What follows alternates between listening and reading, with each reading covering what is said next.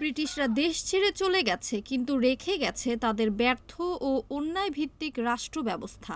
এমন মন্তব্য করেছেন বাংলাদেশ খেলাফত মজলিসের নারায়ণগঞ্জ জেলা নির্বাহী সদস্য ও নারায়ণগঞ্জ ৪ আসনের মনোনীত প্রার্থী খন্দকার আনোয়ার হোসেন।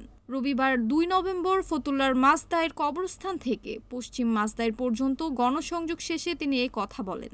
মাসদাইরের বিভিন্ন এলাকায় গণসংযোগকালে তার সঙ্গে ছিলেন রিলায়েন্স হাউজিংয়ের ব্যবস্থাপনা পরিচালক মোহাম্মদ পাভেল, ব্যবসায়ী মোহাম্মদ সাইদ রানা, পাকিজা গ্রুপের সাবেক সিইও আবু মাসুদ, এনায়েতনগর ইউনিয়নের সাবেক মেম্বার সানাউল্লাহ, মাওলানা আবু সাইদ, আলামিন রাকিব, মেজবা উদ্দিন, আব্দুল কুদ্দুস সহ বাংলাদেশ খেলাফত মজলিসের স্থানীয় নেতাকর্মীরা।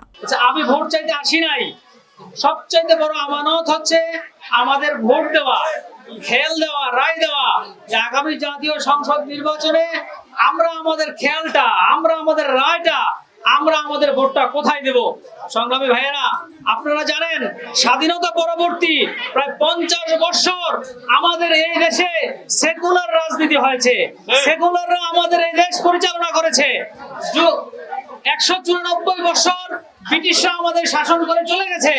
তারা আমাদের বড়দের লাঠি পেটা জুতা খেয়ে আমাদের এই বঙ্গভবন ছেড়ে তারা চলে গেছে, কিন্তু রেখে গেছে তাদের নিষ্ঠা জুটা রাষ্ট্রীয় ব্যবস্থা।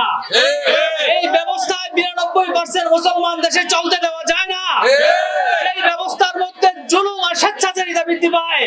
যে জুলুমে আমার মাকে, আমার বোনকে পণ্য হিসেবে ব্যবহার করা হয়, আর চলতে দেওয়া যায় না।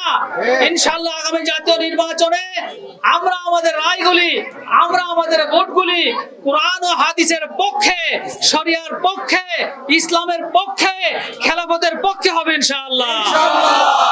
আল্লাহকে সাক্ষী রেখে বলি ইনশাআল্লাহ আগামী জাতীয় সংসদ নির্বাচনে আমাদের রায়গুলি, আমাদের ভোটগুলি আল্লাহ আল্লাহ রাসূলের পক্ষে হবে ইনশাআল্লাহ।